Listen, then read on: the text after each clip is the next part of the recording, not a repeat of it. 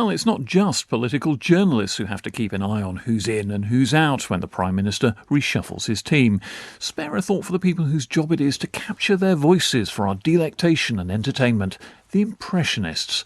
The pandemic's already changed the political landscape and cast list. Mandy Baker spoke to the cast of Dead Ringers before this week's reshuffle, I should say, to find out who's up and who's down in the age of corona. Now, who's this? Pwah. I don't think Boris Johnson has ever actually made that sound. It came from the fertile imagination of Lewis Macleod. So this whole foie thing, I sort of built into the ridiculous caricature, but it's sort of become a thing. Foie. The unexpected breakout star of the pandemic was Boris Johnson's news conference sidekick, Professor Chris Whitty. Duncan Wisby plays his voice. It's a slightly sort of bank manager voice. That thing of rather put upon, yes, we are testing, but you don't need to do this, you do need to do that, because you're having to re-explain everything that Mr. Johnson got wrong, but without actually calling him an idiot to his face. Next slide, please. When a politician resigns, the impressionist is collateral damage.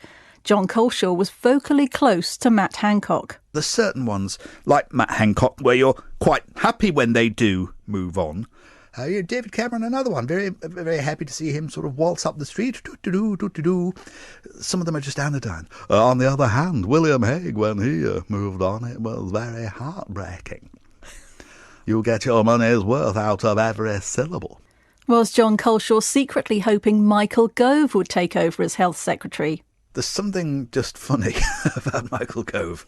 I think it's the rapidness of how he speaks. There's a sort of a duplicity just around the corner, and Dominic Cummings may have scored a few points over me from time to time, but the bigger picture, you just watch Govy's going to winnie. We'd never had a vaccines minister before.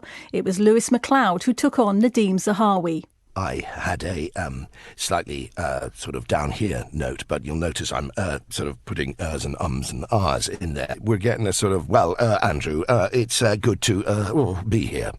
And it's an escalating nervousness that he has. The Home Secretary, on the other hand, displays no nervousness. I actually find that quite insulting. That's Deborah Stevenson. The thing with Pretty is that she seems to always begin with well, but with her it sounds like this little sound, whoa. Well, I'm sorry if you feel that way. A new one for Jan Ravens was Liz Truss. She's like one of those women whose daddy always told her she was funny. And so she's always sort of looking around to make sure everybody's paying attention. And now, it's like, I'm International Secretary of State for Trade. I know! It's like she can't believe it, and neither can anybody else. One of the figures who's fallen from prominence is Theresa May. But Jan Ravens was quite relieved. I just got more and more worried about her as her shoulders crept further and further up past her ears. And now she makes these speeches from the back benches saying Boris Johnson has negotiated a much inferior deal than the one that I proposed, and I am bloody loving it. There are distinctive voices on the Labour side too. Duncan Wisby explains the thinking behind his Keir Starmer. I don't know if you ever remember sort of when you were at school and you'd snuck some sweets in, like a gobstopper or something, and you popped it in your mouth and then the teacher suddenly catches you. And so you've got this round thing in your mouth and you've got to clench your teeth shut like that. But you've still got to talk and say, no, it's fine. Yes, I do know the answer to that question, teacher. I'm just working it out. Deborah Stevenson thinks it might be contagious. Rachel Reeves seems to have gone to the same elocution lessons as Keir Starmer because there's something about the way that she speaks. Changes too across the Atlantic. Lewis Macleod reminisces about the vocal stylings of an old favourite. I just realised that I was the guy for the job. I was deigned to do the job. And then that sincere, sort of ethereal tone. And also repeating himself. Big time, great time, big lead. But while Lewis Macleod lost the president, John Coleshaw gained one. The calm after the storm, with Joe Biden coming in. The greatest voice for some kind of Wild West hero. Deborah Stevenson developed a hero of her own. It's Greta Thunberg. How dare you? I'm sure the accent is completely wrong, but somehow it works for me.